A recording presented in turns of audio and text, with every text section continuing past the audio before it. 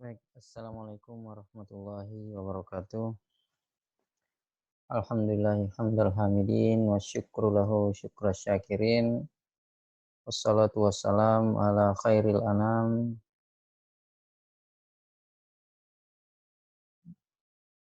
Saudara-saudara sekalian, pada kesempatan yang berbahagia ini kembali kita melanjutkan materi Qawaid Fiqhiyah. Pada pertemuan yang lalu di part yang 3 kita sudah membahas tentang hukum mempelajari kaidah fikih, ya, hukum mempelajari kawaid fikih, di mana bahwa hukum mempelajari itu adalah fardu kifayah. Ya. Nah, sekarang kita akan membahas tentang bagaimana kedudukan kawaid fikih ini. Nah, para ulama mengatakan bahwa kedudukan daripada kawaid fikih ini adalah dapat menampilkan hakikat fikih dan tempat pengambilannya, ya, sumber dan rahasia-rahasianya, ya. Jadi kedudukan daripada kawaid fikih ini bisa menampilkan hakikat daripada fikih itu, ya.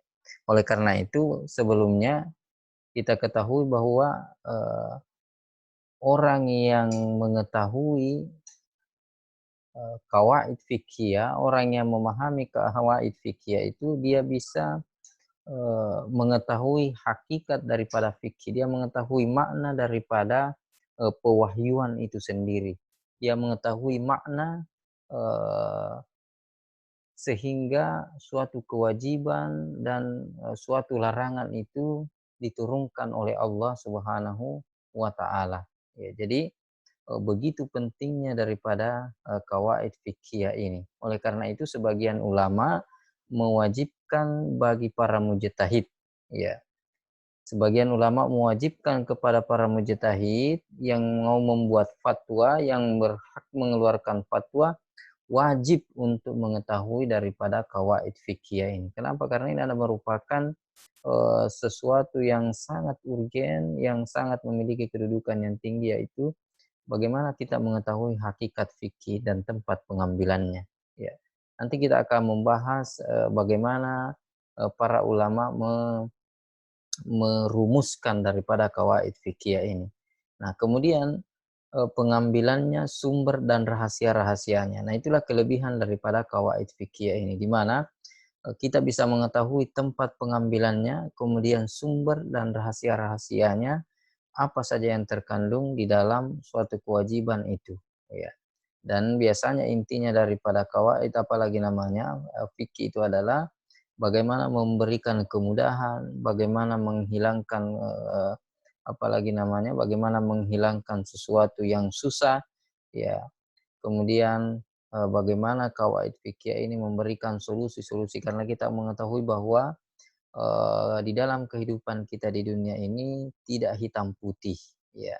Akan tetapi kehidupan kita di dunia ini selalu dinamis, ya. Jadi ada perkembangan-perkembangan yang tentu saja berbeda dari waktu ke waktu, sehingga dengan kawaid fikih ini kita bisa menyesuaikan sesuai dengan konteks zaman dan tempat kita berada. Nah, kemudian yang kedua, kedudukan daripada kawaid fikih ini adalah dalil untuk memutuskan dan memahami permasalahan fikih. Ya. Jadi kawaid fikih ini juga dijadikan dalil. Ya.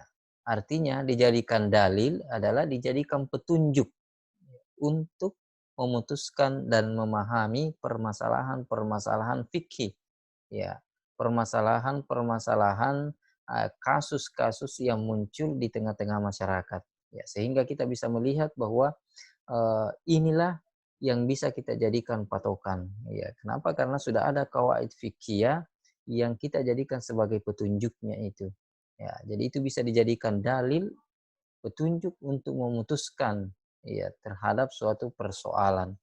Jadi saya kira sangat penting sekali dan sangat urgen sekali untuk mengetahui daripada kawaid fikih ini, terutama bagi orang-orang yang akan menjadi ahli hukum syariat, ya, ahli hukum syariah, ya.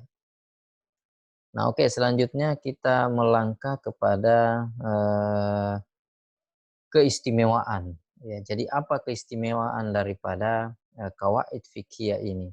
Nah, keistimewaan daripada qawaid fiqhiyah ini yang pertama adalah mempunyai kaidah-kaidah yang banyak.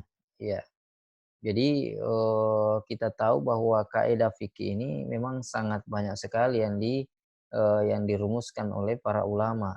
Iya, jadi kalau kita melihat nanti di dalam kitab-kitab dan itu akan dijelaskan nanti itu di dalam kitab-kitab tentang yang membahas tentang kawaid fikih itu ada ratusan itu kaidah-kaidah fikih. Ya, tentu saja dari berbagai mazhab. Ada dari mazhab Hanafi, dari mazhab Syafi'i, Maliki, dan begitu pula mazhab Hambali. Ya, meskipun memang sebagaimana yang saya sampaikan bahwa ada 5 kaidah yang menjadi kesepakatan para ulama. Ya, jadi semua sepakat terhadap 5 kaidah pokok itu.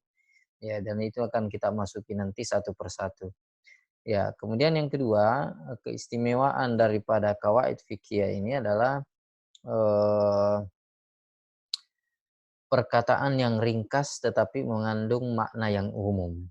Ya, jadi kaidah fikih itu memang kaidahnya sangat ringkas. Ya, namanya saja kaidah berarti dia hanya ringkasan kata tetapi mengandung makna yang secara umum. Ya. Contohnya misalnya kita salah satu misalnya kaidah al-umuru bimaqasidiha. Ya. Jadi itu sangat ringkas sekali dan mudah dihafal. Akan tetapi meskipun ringkas, tetapi dia mengandung makna yang sangat luas sekali. Ya, ya, mengandung makna yang sangat umum, yang mana banyak sekali permasalahan-permasalahan fikih yang bisa kita masukkan ke dalam kaidah tersebut. Ya. Al-umuru bimakasidiha, bahwa segala urusan itu tergantung daripada niatnya. Ya, jadi itu adalah merupakan kaidah yang sangat ringkas, tetapi mengandung makna yang sangat umum. Ya. Kemudian yang ketiga, setiap kaidah menentukan ciri khusus yang ada pada beberapa himpunan permasalahan, sekalipun ia datang dari berbagai tema dan bab yang berlainan. Ya, jadi kaidah-kaidah menentukan ciri khusus yang ada pada beberapa himpunan permasalahan. Jadi ada kaidah yang berbicara tentang ini misalnya, seperti tadi kaidah yang berbicara tentang niat. Nah, niat ini hampir di berbagai bab yang berlainan, baik itu dari segi ibadah, kemudian dari segi muamalah, ya itu semuanya masuk ke dalam kaidah tersebut. Jadi meskipun dia apalagi namanya dia memiliki menentukan ciri khusus, ya, tetapi dia menghimpun beberapa permasalahan bahkan dari berbagai tema, berbagai bab dan lain-lain sebagainya, bab salat, bab puasa, bab zakat, ya bab haji dan lain-lain sebagainya, tetapi dia dihimpun semuanya dalam satu kaidah itu. Iya. Jadi itu maksud daripada setiap kaidah menentukan ciri khusus yang ada pada beberapa himpunan permasalahan, sekalipun ia datang dari berbagai tema dan bab yang berlainan. Nah, selanjutnya faedah mempelajari kawaid fikih. Tentu saja banyak sekali manfaat, ya, faedah yang didapatkan dari mempelajari kawaid fikih ini, terutama kita yang bergelut dalam hukum, ya, kita yang bergelut di dalam hukum hukum Islam, ya, terutama. Ya, yang pertama faedahnya atau manfaatnya adalah memudahkan mujtahid dalam menentukan sebuah hukum. Ya, tentu saja seorang mujtahid yang menguasai kawaid fikih itu akan dengan mudah, ya, mengistimbat, akan dengan mudah membuat kesimpulan terhadap suatu hukum kalau dia mengetahui daripada kawaid fikih ini. Ya, jadi saya kira itu sangat penting sekali bagi seorang mujtahid, seorang yang mempunyai otoritas untuk membuat sebuah fatwa. Ya. Kemudian yang kedua adalah mudah dihafal dan dihimpun satu kaidah. Ya, mudah dihafal. Ya, kenapa mudah dihafal? Karena memang kaidah ini sangat ringkas sekali, ya. Tadi sebagaimana yang saya katakan bahwa kaidah fikih ini kaidahnya adalah sangat pendek dan ringkas-ringkas ya. Jadi mudah dihafal dan dihimpun dalam satu kaidah. Kemudian membentuk kemampuan fikih yang kuat ya, tentu saja orang yang menguasai fikih kawaid fikih ini kemampuan fikihnya akan kuat ya. Kenapa? Karena dengan menguasai satu kaidah itu bisa menghimpun berbagai macam permasalahan-permasalahan fikih dari berbagai tema yang berbeda. Nah, kemudian selanjutnya adalah dapat membedakan dan membandingkan mazhab. Ya, jadi dengan mengetahui kawaid fikih, maka kita bisa membedakan dan membandingkan antara mazhab yang satu dengan mazhab yang lain. Ya, sehingga kita bisa melihat, kita bisa mengkomparasikan antara pendapat mazhab yang akan kita tentukan atau mengambil kesimpulan hukumnya. Ya. Kemudian mengetahui rahasia dan hikmah hukum ya, tentu saja kalau kita menggunakan pendekatan kawaid fikih, maka kita akan mengetahui hikmah daripada kewajiban daripada larangan itu. Ya. Dan biasanya hikmah daripada hukum atau kewajiban itu ya kita tahu bahwa eh, Allah Subhanahu wa taala menurunkan sebuah hukum itu adalah ala qadri taqatina, sesuai dengan kemampuan kita, la yukallifullahu nafsan illa usaha. Jadi tidak dibebankan suatu kewajiban kepada kita ya, melainkan sesuai dengan kemampuan kita. Makanya fattaqullaha mastata'tum, ya bertakwalah kepada Allah sesuai dengan kemampuan kita. Kemudian selanjutnya, manfaat yang bisa diambil adalah mencakup fikih Islam terhadap segala hukum masalah yang berlaku sesuai zaman dan tempat dan keadaan. Nah, ini saya bilang tadi bahwa eh, permasalahan fikih itu tentu saja dinamis sekali, ya, di mana bahwa perjalanan hidup kita ini akan selalu mengalami kemajuan, akan selalu mengalami perubahan.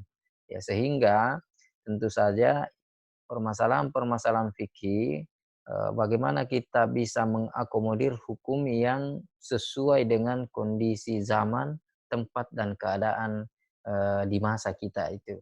Ya, tidak kita menjadi orang yang apalagi namanya, kita menjadi orang yang tidak kaku terhadap sebuah hukum.